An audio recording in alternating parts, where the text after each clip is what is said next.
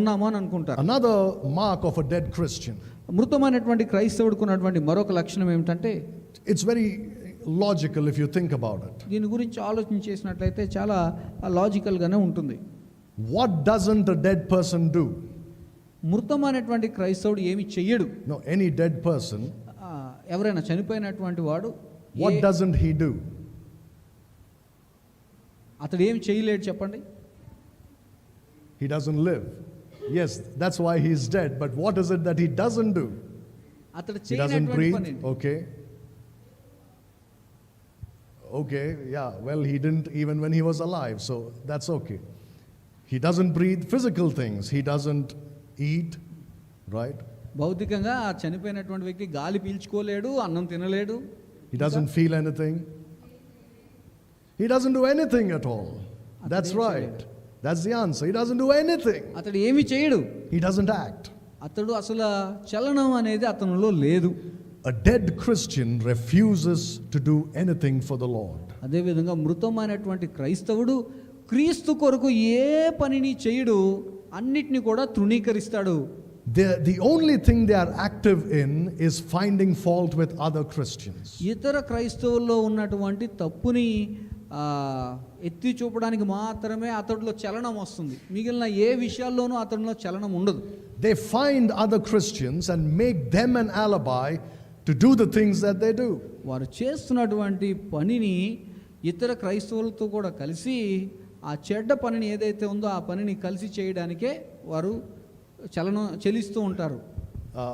Well, we can leave that, but the thing is, it happens all the time.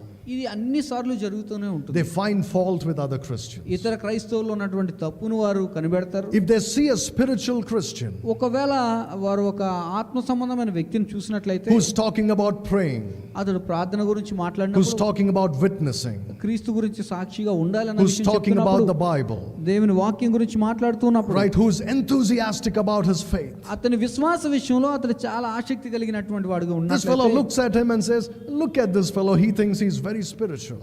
అతడేమంటాడంటే, మృతమైన క్రైస్తవుడు ఆ వ్యక్తిని చూసి, ఈ వ్యక్తి చూడండి చాలా ఆత్మీయుడిగా ప్రవర్తిస్తూ ఉన్నాడు. That's because they know they lack what that other Christian has. ఇతర క్రైస్తవుడు ఏ విధంగా ఆత్మీయంగా ఉన్నాడో అది ఇతనిలో లేదు అన్న విషయాన్ని అతడు గమనిస్తున్నాడు. So they criticize those other Christians. కనుక ఇతర క్రైస్తవుల్ని వారు క్రిటిసైజ్ చేస్తూ ఉంటారు. You know what they'll say? వారు ఏమంటారో తెలుసా? Oh, these people are show-offs. They show off their spirituality. వారు వారి యొక్క ఆత్మీయతను కనబరుచుకోవడానికి, ప్రదర్శించడానికి చూపించేటటువంటి వారు వీళ్ళు. I don't show off my spirituality to anybody. నేను నా ఆత్మీయతను ఎవరికి కూడా నేను చూపించుకోను, ప్రదర్శించను. You don't have to show your spirituality, it shows. నువ్వు నీ యొక్క ఆత్మీయ జీవితాన్ని ప్రదర్శించాల్సిన అవసరం లేదు, అది కనబడుతుంది. You know why you don't show it? Because you don't have it. ఎందుకు నువ్వు చూపించవో తెలుసా? అది నీ దగ్గర లేదు గనుక. Nothing is seen because you don't have it. చూడడానికి ఏమీ కనబడడం లేదు, ఎందుకంటే అసలు అక్కడ ఏమీ లేదు గనుక. But you criticize other Christians. కానీ ఇతరులను మాత్రం నువ్వు కించపరుస్తూ ఉంటావు. You can't stand them because they are more spiritual. వారితో పాటు నిలబడవు, ఎందుకంటే వారు ఆత్మీయులు గనుక. Now, I'm not picking out on anybody here. God knows that. ఇక్కడ ఉన్నటువంటి వారిలో నేను ఏ ఒక్కరిని ఉద్దేశించి చెప్పడం లేదు, ఎందుకంటే దేవునికి ఈ విషయం తెలుసు. And I'm not condemning you. నేను ఎవరిని కూడా గద్దించడం లేదు.